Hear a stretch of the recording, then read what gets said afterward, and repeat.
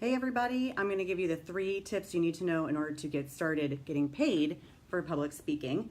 I'm Marjorie Steeler. Like you, I'm a physician. I used to be a clinical academic physician. Now I am non-clinical, and I make a fair amount of my income from professionally paid public speaking.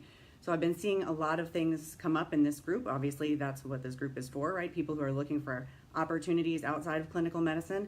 And I want to share with you some of the tips to get you started, because public speaking is really, I think, so important, whether you want to be a speaker and earn yourself, 5-figure keynote fees, or you want to learn how to pitch other ideas as an entrepreneur, or you want to learn how to deliver courses, or really almost anything you want to do outside of clinical medicine. Public speaking can get you there faster. So here are the 3 steps, because everyone always asks me, particularly my friends, people that I know, as they're seeing the kinds of things that I'm doing, but also my colleagues and people who are taking my courses and stuff. They want to know, how do I get started? So let me give you guys the sort of 3 areas that you need to get started. So the first thing is, and I see a couple people watching, if someone can who are speaking about already, then that's also something that you can speak about. But you probably have a lot more transferable skills and transferable themes than you are even really aware of. So you want to really take a step back and take off the blinders and think to yourself, okay, what is it in which you have expertise? And it's not just clinical expertise. There are probably other aspects of your life, think about some of the kinds of industry that you have. You have business, right? So business, all kinds of business organizations are hiring speakers to come in and sometimes give a motivational talk, sometimes give a talk on productivity, sometimes give a talk on professionalism, perhaps sometimes give a talk on burnout. There are things that are hot topics in medicine that are also hot topics outside of medicine, and business opportunities pay really, really well. The other thing that you could consider is industry talks, so giving presentations on behalf of industry. And if you're talking about medical device companies, pharmaceutical companies, or really any, just because they're nonprofit doesn't mean they don't have a budget. That is, if you remember nothing else about nonprofits, they do have a budget. It may not be as high as others, but they can still pay you to speak. Oh, broadcast interrupted all the time. I don't know. I'm hearing you guys. So you've been saying it keeps coming in and out. The quality is not very good. I'm gonna finish, and then I'm probably just gonna come back and do it another time. But I'll go ahead and finish this. So if you can hear, keep listening. Okay, so nonprofits, they do have a budget. They can pay you. They will pay you. Even if they don't pay you, if it might be an opportunity for which I can see you. It might be an opportunity for which you can have a considerable tax write-off. So if you do have a speaking business and that's legitimate, then there you go. If you have a nonprofit that can't necessarily afford to pay you, they can give you a tax-deductible receipt for the value of your speaking fee, more than likely. I'm not an attorney and I'm not a tax professional, so whether that fits for you, you have to check, but that's one of the possibilities. Okay, the other one, of course, are keynotes, and we think about this, at your academic congress. I'm at one right now. You've got a lot of the people who are coming, who are active in that community, are not only not getting paid to be there, but they are perhaps even paying to be there, right? And have you ever been to a conference where you went and you were giving a talk or a breakout or something, but you also even had to pay the registration, you had to pay your own way? So for a lot of big conferences in medicine, that's what we are used to. But you know that those folks who are giving the keynote address are, especially the ones who come from outside of your discipline, but even those who are coming, from inside, those folks are not doing that for free. And then before I move on from that, let me give you guys a breakdown, because people are always asking, how much can I make? It depends, of course. But if you are someone who's just starting out and you're speaking at a nonprofit, or say like a high school or a place that doesn't have a lot of budget, you can still expect to earn somewhere in the $1,000 to $5,000 range, even as a new speaker, even in not a very big venue. If you're speaking somewhere where you are giving a keynote, or you're speaking in business, or something that's in industry but not industry sponsored, even if you're a beginner, you can expect there to earn somewhere in the $3,000 to $7,000, $8,000 range. If you've given a handful of presentations, or in many of our cases, a couple hundred presentations, you can expect, as a total non-celebrity, somebody like me, to get about $20,000 for a keynote presentation. And that's big time, because if you're here looking for something non-clinical to do, you can buy yourself out of a lot of clinical time with a $20,000 check that you earn for an hour of your work. And then the final audience, so we were talking again about audience clarity, we were talking about topic clarity. The final audience to keep in mind is that there's a lot of virtual. The good news is, well, I guess the bad news. The bad news about having your topic clarity and your audience clarity, once you have those worked out, is they have to match. So that might sound obvious, but you have probably many, many topics upon which you could speak, and that you have the expertise to speak about, you have the passion that you want to speak about, and you really could deliver there. And then you have a handful of audiences that you might like the business style, you might like education, nonprofit, you don't really want to do virtual, you don't really want to work for industry or whatever it is. You've got your audience clarity. Now they need to match up. If you have a little Venn diagram or a two-way street, what you are interested in speaking about has to also be of interest to your audience. So that's an important sort of market research thing to figure out. And fortunately, there are some easy systems to kind of get you set up and figuring out where there is a potential match. So you've got your topic clarity, you've got your opportunity, you've got your audience clarity, and now the third thing that you need, which is your opportunity identifiers. So there are a lot of ways, and internet is your friend here, a lot of virtual and in-person ways to figure out where the opportunities are that match the topics that you've chosen and the audience that you've chosen. And I hope it's easy to see that if you don't know your topics and you don't know your intended audience, finding the opportunities is very, very hard, because the whole wide world. That's like saying, I want to talk about stuff with people. I mean, who are you talking to? Where? Like, how are you going to find these opportunities? The important thing is, I think, when you're starting out, to focus on two major sort of opportunity avenues. So once you're clear on your topic and your audience, focus on, number one, people who are already paying speakers. So again, in medicine, I know we're pretty trained to just, I got a speaking opportunity, I'm gonna go give grand rounds, they will probably cover my travel. On balance, it's probably money losing because I'm out of clinical work that day and so forth.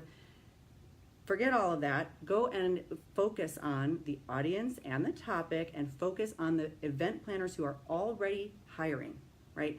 That's the easiest way to get hired, is to put yourself in front of people who are already hiring. So go and you look for the opportunities that match your topic and audience for people who are already accustomed to paying for speakers. That's the first sort of tip for your opportunity identifiers. And then what I really like to do, and I'll be honest and say, I have never actually pitched myself for any presentation. So even the ones where I've earned $15,000 or $20,000 for a talk, I didn't go to them and say, hey, I can give a really great talk, why don't you guys hire me? They came to me. And they came to me because of a handful of strategies that you can use to deploy right on the internet that cost you nothing, in order to put your work and your ideas in front of the people who would be likely to hire you. And if you do that, then they will come to you, and then that's fabulous, because it takes much less of your time. They're already interested at the time that they're knocking on your door, so there's no cold calling here. I don't know how many people in this group are salespeople or are into that. I'm not really. I don't like to do that.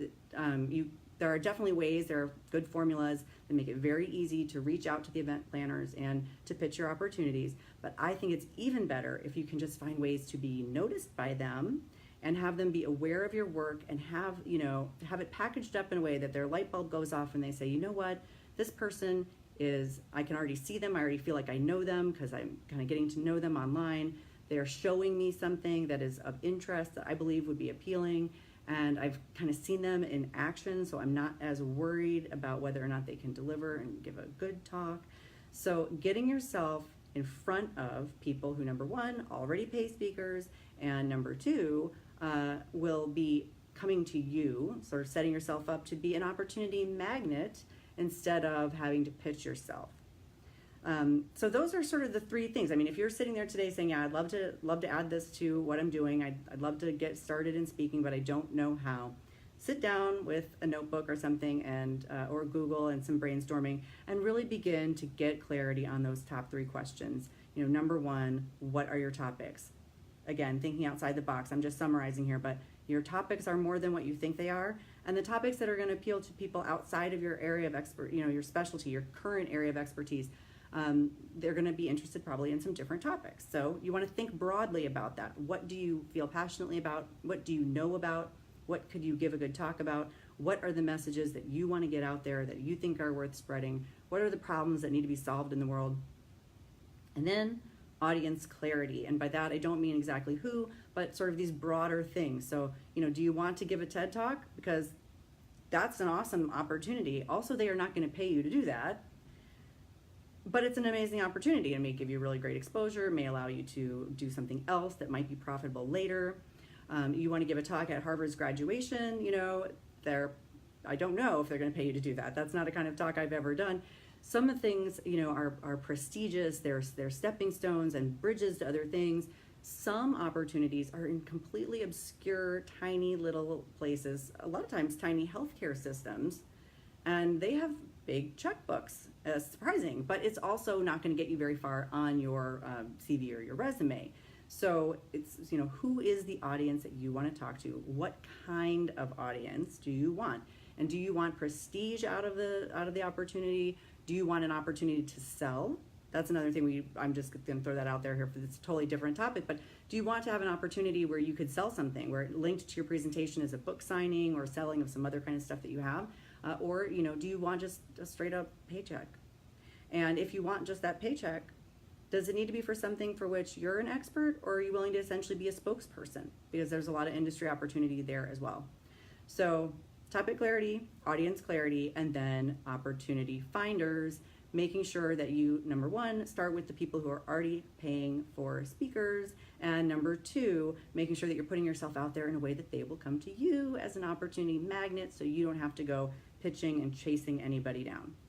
So I hope those 3 steps are helpful. You guys know I have much more on my blog, on my website. I have the speaking prescription course, which registration closes this week, October 10th, soon.